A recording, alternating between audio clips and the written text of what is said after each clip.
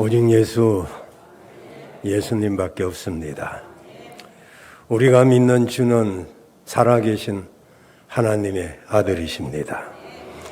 주님은 여러분 모두를 사랑하십니다. 사랑하되 끝까지 사랑하시고 결코 버리지 않습니다. 오늘도 주의 전에 나와서 하나님께 예배하는 여러분 모두에게 하나님의 은혜와 축복이 함께 하시기를 바랍니다. 혹시라도 여러분의 삶의 현장에서 상한 마음 가지고 오셨다면 하나님의 위로와 평강이 있기를 바라고, 또 여러분의 무엇을 계획하고 기도하는 것이 있다면 오늘 이루어지는 그런 시간이 되기를 바랍니다. 제가 목회를 하고 한 10여 년이 지난 오래전 일입니다마는 오랜만에 은행을 갔습니다. 예전 같았으면 은행원이 업무 처리하는 동안 나는 지점장실로 들어가서 차를 한 잔 마시는 동안 일을 처리해서 제게 갖다 주었을 터인데, 목회를 하다 보니까 은행을 갈 일이 없어서 은행 거래를 하지 못하고 있었습니다. 급하게 30만 원이 필요해서 예금 창구에 가서 이제 인출을 하려고 했는데, 그전에는 지점장실로 직접 들어갔지만 지금 번호표를 뽑아가지고 한참 기다려야만 했습니다. 지금은 번호를 부르는데 그때는 이름을 불러서 제 이름이 불려져서 제가 창구를 갔더니 아가씨가 저를 보고 이렇게 말을 했습니다. 잔고가 없는데요. 아니, 통장에 50여만 원이 있었는데 잔고가 없다니요. 그랬더니 무슨 할부다 얼부다 다 나가고 없다는 거예요. 예전에는 캐주얼하게 잠바 차림으로 입고 다녀도 속이 든든하고 그랬는데, 목회한답시고 지금은 양복도 입고 넥타이도 맸는데 30만 원도 없는가 이렇게 쳐다보는 것 같아서 뒤통수가 부끄럽고, 그렇게 은행을 나서는 순간 제게 하나님의 큰 영감이 임했습니다. 그래, 은행에서는 예금 30만 원이 없어서 잔고가 없다 이런 소리를 듣고 부끄럽게 돌아섰지만, 만약에 우리 인생을 마치는 그날 하나님 앞에 섰을 때 하나님이 아무개야 내 믿음의 잔고가 없다, 그러면 어떻게 될까? 정말 우리가 믿는다고 믿지만은 하나님 앞에 섰을 때 아무개야 너는 믿음이 없구나. 아니, 얼마나 신앙생활을 열심히 하고 교회를 다녔는데 믿음이 없다니요. 저는 그때 믿음을 저축해야겠구나, 그런 생각을 했어요. 오늘 말씀의 제목은 믿음을 저축하랍니다. 그렇습니다. 여러분, 잘 사는 나라의 국민일수록 사치와 낭비를 피하고 평소에 저축에 힘쓰는 생활을 합니다. 사노라면 국가나 개인이나 원치 않는 어려움, 예를 들어서 사고나 질병 이런 것들이 닥쳐올 때가 있습니다. 그럴 때를 대비해서 평소에 저축을 해둔 사람이라고 한다면 그런 대로 그 고비를 넘길 수 있을 것입니다. 그런데 아무런 대비가 없는 사람은 큰 낭패를 당할 수밖에 없습니다. 무슨 일이 금방 일어날까 생각하지만 잠언서 27장 1절에 보면 너는 내일 일을 자랑하지 말라. 하루 동안에 무슨 일이 일어날는지 네가 알 수 없다라고 말합니다. 오늘은 평안하지만 내일은 어떤 일이 일어날지 결코 알 수가 없기 때문에 미래를 대비하라는 것입니다. 신앙생활 마찬가지입니다. 일반적으로 사람들은 신앙을 어려운 일 당할 때나 필요로 하는 것이라고 생각을 합니다. 그러나 신앙도 금전처럼 평안하고 환경이 좋을 때 저축을 해야 되고 반드시 저축하면서 살아야 될 줄로 믿습니다. 주님도 마태복음 6장 19절에서 21절에 보면 우리에게 이렇게 말했습니다. 너희를 위해서 보물을 땅에 쌓아두지 말라. 이 땅에는 좀과 동록, 도적이 구멍을 뚫고 도적질을 하지만 그러나 오직 너희는 너희를 위하여 보물을 하늘에 쌓아두라. 거기는 좀도 없고 동록도 없고 도적도 없다라고 하면서 내 보물이 있는 크기에 네 마음도 있다라고 했습니다. 여러분, 이렇게 정금 같은 믿음 하늘에 저축해 두는 여러분들이 되시길 바랍니다. 그러면 저축을 한 사람, 믿음을 저축한 사람들, 저축왕은 누구일까요? 성경에는 많이 있지만 그중에 대표적인 사람 3명만 말씀드리겠습니다. 첫째는 아브라함입니다. 아브라함은 그의 믿음과 순종을 하나님이 저축해 놓은 것을 기억하셨습니다. 그는 믿음과 순종, 그걸 통해서 믿음의 조상이라는 인정을 받게 됩니다. 그의 후손들이 때때로 하나님의 뜻을 어긋나기도 했지만은 하나님은 그 아브라함이 믿음을 저축한 그것을 기억하시고 시편 105편 42절에 보면 그 종 아브라함을 기억하셨기 때문에 그때를 무사히 넘겨가도록 하셨다는 것입니다. 여러분, 이스라엘 백성들이 애굽에서 고난을 당할 때 광야에서도 언제나 하나님은 아브라함의 믿음과 순종을 기억하시고 그의 후손들을 긍휼히 여겨주시고 그들을 구원해 주셨습니다. 두 번째로는 다비다라는 여인입니다. 사도행전 9장 36절 42절에 보면 36절에 보면 다비다는 그 여인이 이름을 번역하면 도로가인데 도로가는 사슴이라는 뜻입니다. 사슴 같은 한 여인이 있었는데 외모도 이뻤겠지만 맵시만 이쁜 게 아니라 이 여자는 솜씨도 뛰어났고 무엇보다도 마음씨가 뛰어났습니다. 그래서 이 여인은 무엇을 했느냐 하면은 선행과 구제하는 일을 많이 쌓았습니다. 특히 그 뒤로 보면 이 여인은 그때 불행한 사람들의 대표자인 가부들의 겉옷과 속옷을 늘 많이 만들어가지고 불쌍한 사람들을 돕는 일에 발벗고 나섰습니다. 그런데 사람은 언제나 죽으면 그 사람이 평가가 됩니다. 어떤 사람은 정말로 그분은 우리 곁에 더 있어야 되는데 더 오래 살아 계셔야 되는데 정말 안타깝다. 이런 사람들이 뭐 대부분이겠습니다만은 어떤 사람은 잘 죽었다. 이런 골치 아프잖아요. 그런데 이 도로가는 이 사슴이라는 여인은 얼마나 맵시가 좋은지 속옷을 늘 만들어가지고 겉옷도 어려운 사람들을 도와줬는데도 불구하고 이 여인이 그만 불행하게 병이 들었습니다. 여러분, 하늘도 무심한가? 그래서 백약을 써보았지만은 다 백약이 무효였습니다. 그리고 죽었습니다. 그때 제자들이 욥바에 있는 베드로를 청했습니다. 베드로가 급하게 달려와서 보니까 이 다비다가 얼마나 훌륭한 여성인지 그리고 평소에 얼마나 선행과 구제를 저축했는지를 듣고 그가 시체 있는 곳으로 올라가게 됩니다. 이렇게 말합니다. 하나님, 다비다를 살리는 것이 하나님의 뜻이면 하나님 살려주십시오.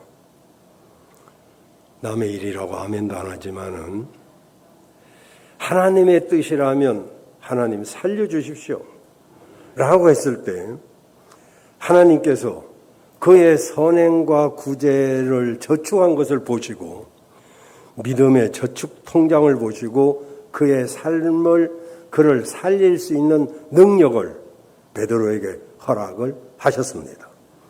그때 베드로가 다비다야 일어나라 했더니 놀랍게도 다비다가 그 자리에서 살아난 줄로 믿습니다. 이 일로 인해서 온 세상에 주님이 크게 영광을 받으셨습니다. 세 번째 사람은 고넬료입니다. 사도행전 10장 1절에서 5절을 보면 가이사랴에 고넬료라고 하는 이달리아 부다의 백부장이 있었습니다. 그가 경건하여 하나님을 잘 믿고 온 집으로 더불어 하나님을 잘 믿었고 백성들을 많이 구제하고 하나님 앞에 항상 기도를 했습니다. 그랬더니 하루는 제 9시쯤 되어서 환상 중에 하나님의 사자가 들어와서 고넬료야 부릅니다. 그래서 예 하고 무슨 일입니까? 라고 했더니 천사가 말하기를 너의 기도와 구제가 하나님 앞에 상달하여 기억하신 바 다시 말하면 저축이 되었으니 옆바에 있는 베드로를 청해라. 그래서 베드로를 청하게 됩니다. 그는 베드로가 오는 동안 일가 친척을 다 모아놓고 이제 사도행전 10장 40절 이하에 보면은 베드로가 오니까 그 앞에 크게 절을 합니다. 그러자 베드로가 내가 하나님도 아닌데 왜 절을 하냐? 일어나라. 나도 똑같은 사람이다.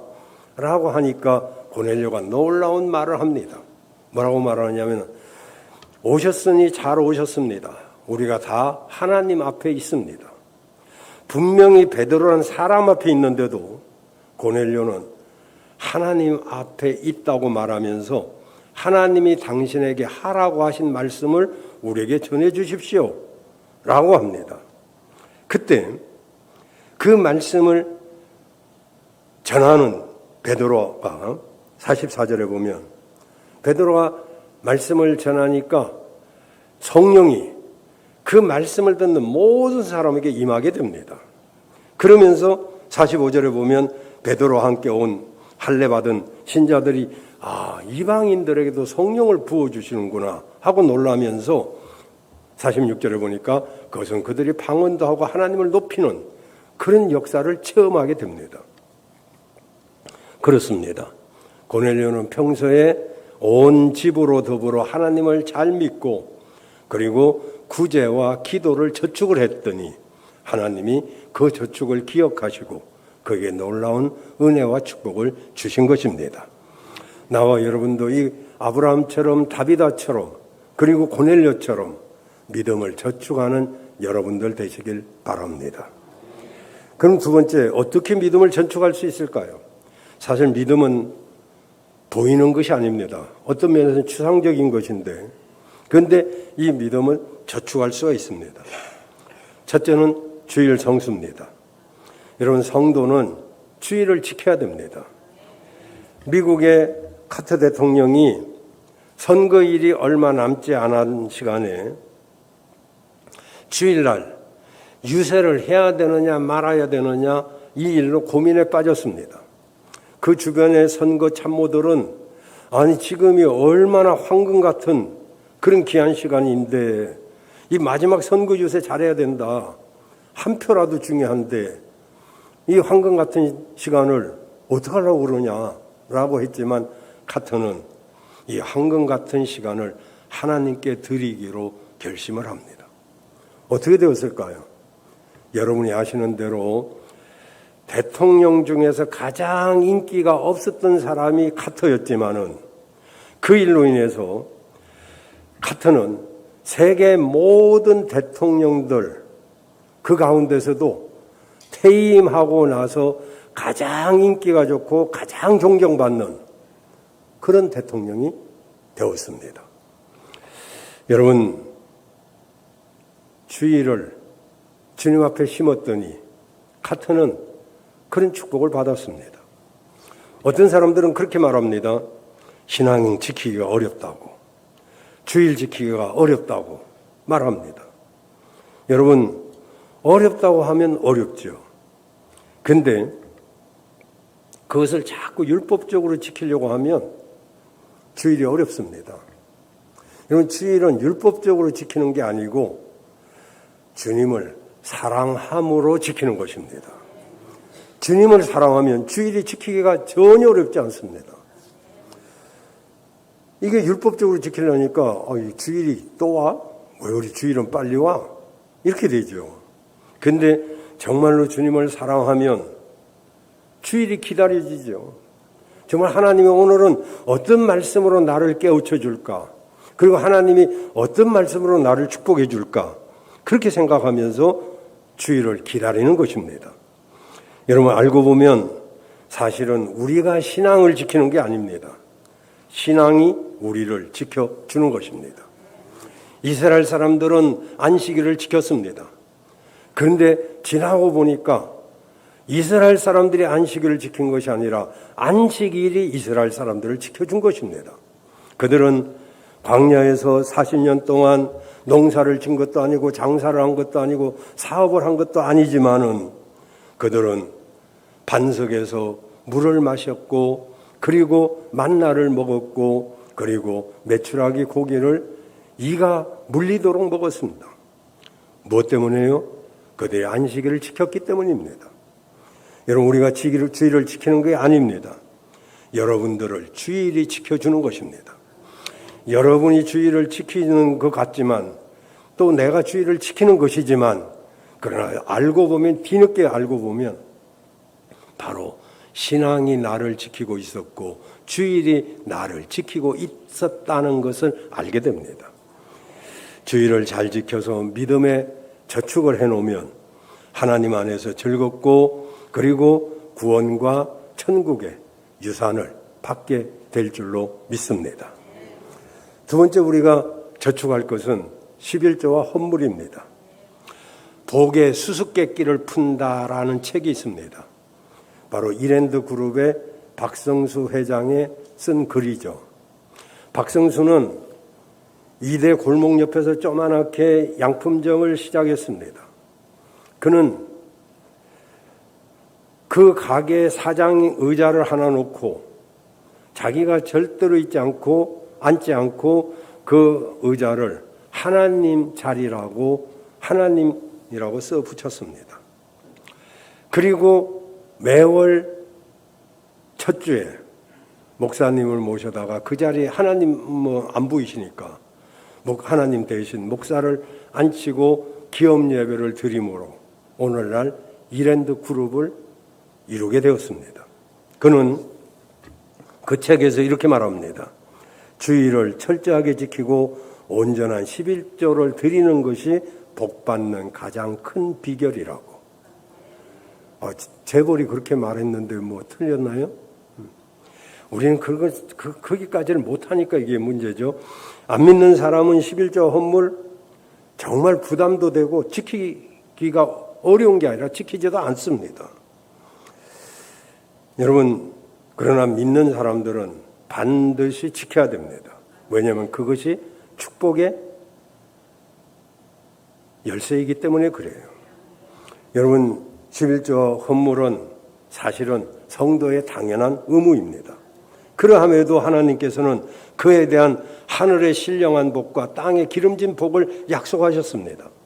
말라기서 3장 10절 12절에 보면 만군의 여호와가 이르노라 너희의 온전한 11조를 창고에 들여 나의 집에 양식이 있게 하고 그것으로 나를 시험하여 하늘의 문을 열고 너희에게 복을 쌓을 것이 없도록 붙지 아니하나 보라 그랬죠. 하나님의 집에 정말 양식이 없도록 하지 말라는 거잖아요.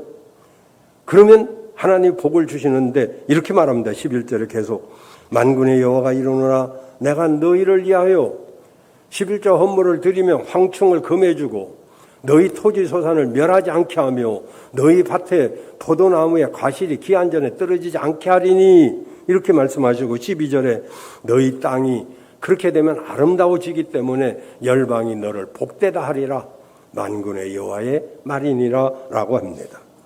여러분 이 말씀 믿음으로 11조를 드리고 하나님의 그 집에 부족함이 없도록 채우시면 하나님 황충을 금해주죠. 우리가 살다 보면 황충이 황충은 뭐냐면요 메뚜기보다 더 독한 그런 곤충인데 황충이 지나가면 다 갉아먹어서 나만 아는 게 없습니다. 영적인 황충이 뭡니까? 우리 건강을 갉아먹으니까 건강이 나빠지고 물질을 갉아먹으니까 죽으라고 일하는데도 남는 것이 없어요. 우리가 예수님을 믿으면 똑같은 수입이지만 넉넉해지는 것을 체험하게 됩니다. 물론 수입도 더 좋아지만은 이런 황충을 막아주고요. 그리고 뭐라고 말씀하고 계십니까? 너희 소산을 멸하지 않게, 우리가 하는 어떤 사업, 어떤 일들이 많은 법이 없도록 해주겠다. 그리고 기한전의 열매가 떨어지지 않도록 하겠다라고 말씀합니다. 사실 기한전의 열매가 막 떨어지는 일이 많죠. 말하자면 출산 전에 유산이 된다거나 또는 취업할 때 취업이 다 됐다가도 떨어지거나 이런 기한전의 열매들이 떨어지는 이런 것들이 없고, 더 중요한 것은 12절에 이런 사람들을 보면서 사람들이 우리가 뭐 가정도 아름다워지지만 우리의 삶이 아름다워지니까 다른 사람들이 볼 때 야, 저 사람은 복받은 사람이야. 저 사람은 진짜 복받은 사람이고 저 가정은 복받은 가정이다. 이렇게 한다는 거죠. 저는 그런 소리를 듣고 있는데 여러분은 그런 마음이 별로 없는가 봐요. 정말 저 사람 복받은 사람이다. 이런 소리를 들어야 되지 않겠습니까? 이런 소리를 듣는 여러분들 되시길 바랍니다. 정말 성도들이 온전한 11조를 드린다면, 그리고 감사 헌물을 드린다면 교회가 왜 재정이 어렵겠습니까? 그리고 교회는 하나님이 맡겨주신 일을 마음껏 할 수 있죠. 정말 선교도 할 수 있고 구제도 할 수 있고 그런 걸 잘 할 수 있지만 교회가 재정이 어려우면 무엇으로 그런 일을 할 수 있겠어요? 그래서 내 집에 양식이 있게 해라. 너희 집만 양식이 있도록 하지 말고 내 집, 하나님의 전에 있을 것을 있게 해주면 교회는 저절로 부흥될 것이고, 그리고 거기에 속해 있는 모든 사람들은 다른 사람들이 정말 당신은 복받은 사람이야 이렇게 할 것이라는 것이죠. 우리는 이 소리 듣기를 바랍니다. 우리 모두 복받은 사람이 돼야 돼요. 세 번째 우리가 저축할 것은 기도입니다. 여러분, 기도는 외상이 없습니다. 기도하면 반드시 응답을 받습니다. 급할 때 기도해야 되지만 평소에도 기도를 쌓아둬야 돼요. 여러분, 평소에 기도를 저축하지 않은 사람은 어려운 일이 있으면 기도할 것 같잖아요. 또 기도해야 된다고 생각하잖아요. 그런데 기도가 안 됩니다. 다 경험해 보신 분들 있을 거예요. 평소에 기도하지 않는 사람은 어려운 일이 있어도 기도를 못 합니다. 하려고 하는데도 안 돼요. 왜? 쌓아둔 게 없기 때문에. 그래서 우리가 힘들 때만 기도할 게 아니라 평안할 때, 뭐 별 탈이 없을 때, 이때도 기도를 잘 쌓아둬야 됩니다. 그러면 급할 때 다 찾아 먹을 수 있게 돼요. 기도하면 외상이 없습니다. 제가 말씀드렸죠? 다도다능, 소도소능. 다도다능, 기도가 많으면 능력도 많고, 소도소능, 기도가 적으면 능력도 적고, 무도무능, 기도가 없으면 능력도 없어요. 그러니까 못 배운 게 문제가 아니고 정말 기도만 많이 하면 능력이 막 오는 것을 볼 수 있죠. 한밭제일교회 이영환 목사님 같은 분들, 이런 사람들은 뭐 배운 게 뭐 있어요? 자기가 중학교 출신이고 그냥 시골에 한 30명, 20명 있는 교회에서 목회하면 그걸로도 감사하겠다고 했는데 하나님이 넌 기도만 해라. 내가 해결해 줄게. 그 기도만 했더니 대전에서 제일 큰 교회를 하고 있잖아요. 물론 은퇴했습니다. 기도하면 능력이 나타납니다, 여러분. 피아노나 저런 반주도 기도하면서 하는 사람은요, 저렇게 틀려요. 다 선율을 탑니다. 바이올린도 마찬가지고 기도하면서 하면은요, 훨씬 능력이 달라집니다. 여러분, 기도하시길 바랍니다. 혹시 염려 걱정이 생기면 기도를 못 하거든요. 그래서 빌립보서 4장 6절 7절에 이렇게 말씀하고 있어요. 아무것도 염려하지 말고 오직 모든 일에 기도와 간구로 너희 구할 것을 감사함으로 아뢰라. 그리하면 모든 지각에 뛰어난 하나님의 평강이 그리스도 예수 안에서 너희 마음과 생각을 지키시리라. 염려거리가 있을 때도 기도거리로 바꾸라는 거예요. 왜냐 살다 보면 염려거리가 생기잖아요. 그때 여러분 기도를 저축하시길 바라요. 그러면 문제는 해결될 줄로 믿습니다. 마지막으로는 영혼을 저축해야 됩니다. 많은 영혼을 가급적이면 자꾸 영혼을 사랑해야 돼요. 그 영혼을 주께 인도함으로써 믿음을 저축할 수 있습니다. 오늘 이 시대를 한번 보세요, 여러분. 정말 종말론자가 아닐지라도 오늘날은 정말 종말이구나라고 하는 생각이 들 만큼 이 시대는 급변하고 있습니다. 언제 주님이 오실지 모르지만은 우리가 영혼을 정말 예수 믿고 복 받으라고 이렇게 말해 줘야지. 그래야 우리가 김규환 장로처럼 그런 축복의 사람이 될 수 있겠죠. 여러분 영혼도 저축해야 될 줄로 믿습니다. 이제 마지막으로 그러면 이렇게 믿음을 저축하면 그 결과는 무엇일까요? 첫째로는 그 모든 것이 향기로운 제물이 됩니다. 18절 끝에 보면 믿음으로 저축해 놓으면 이 저축이 하나님 앞에 끊임없이 향기로운 제물이 된대요. 보세요. 자, 바울 사도가 교회에서 여러 가지를 제공해 줬습니다. 그런데 풍부해요. 정말 풍부해서 풍부한 게 아니라 부족한 게 없다 이런 이야기죠. 그것은 바로 하나님이 받으실 만한 향기로운 제물이 되었다 이렇게 말씀하고 있어요. 여러분 우리가 부모님을 기쁘시게 해도 상급이 따르거늘 하나님 아버지를 기쁘게 해드리면 어찌 상급이 없겠어요. 우리 하나님은 우리가 몸을 드리면 건강을 주시고 마음을 드리면 평안을 주시고 물질을 드리면 물질을 주시고 기도를 드리면 응답을 주시고 찬송을 드리면 즐거움을 주시고 시간을 드리면 영생을 주시고 생명을 드리면 멸류관을 주십니다. 이렇게 하나님 앞에 조금만 드려도요. 여러분 세상 지금 이자가 어떻습니까? 요새 조금 올라가서 대출 받은 사람들은 어렵다고 그러는데 대출 받은 것도 보통 4, 5% 이렇게 올라갑니다. 지금 6% 이까지. 그런데 우리가 맡기면 2%도 2, 3%밖에 안 되잖아요. 그런데 하나님 나라의 은행에는 이율이 어떨까요? 최하 30배, 60배, 100배입니다. 이것처럼 수지 맞는 데가 어디 있겠어요, 여러분? 조금만 심어도 엄청나게 거두는 것이 30배, 60배, 100배의 결실을 맺는 것입니다. 오래전에 저축왕으로 선정되었던 배종옥이라는 여배우가 있었는데 배종옥이가 그랬습니다. 어렵고 힘들 때.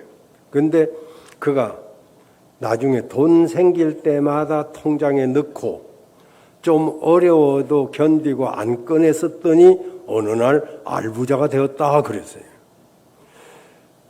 돈만 생기면 저축을 하고 좀 어려워도 안 꺼냈었더니 어느 날 보니까 자기가 알부자가 됐다는 거예요. 그 어려우면 쓰게 되잖아요. 이 세상에 아무리 기근이 와도 지전이 일어나도 믿음으로 우리가 저축해 놓으면 우리도 하늘나라의 알부자가 될 줄로 믿습니다. 향기로운 제물이 되죠. 그래서 그렇게 심은 사람에게 두 번째 뭐라고 말씀하고 있느냐 하면은 이렇게 말씀합니다. 19절에 나의 하나님이 그리스도 예수 안에서 영광 가운데 그 풍성한 대로 너희 모든 쓸 것을 채우시리라. 우리가 저축해 놓으면요. 그리스도 안에서 영광 가운데 그 풍성한 대로 하나님 우리 모든 쓸 것을 다 채워주시는 체험을 할 수 있다는 거죠. 여러분이 오늘 하나님이 풍성한 대로 여러분의 쓸 것을 채우는 축복이 있기를 바랍니다. 마지막으로 믿음을 저축한 결과 향기로운 제물이 되고 두 번째로 풍성한 대로 쓸 것을 채워주시고 그리고 끝에 가서는 하나님이 기억해 주십니다. 여러분 하나님은 기억하시는 하나님이셔요. 사도행전 10장 31절에 보면 고넬료야 하나님이 너의 기도를 들으시고 네 구제를 기억하셨으니 그랬죠. 다 기억하고 계셔요. 창세기 9장 15절 16절에 보면 내가 나와 너희와 및 혈기 있는 모든 생물들 사이에 내가 언약을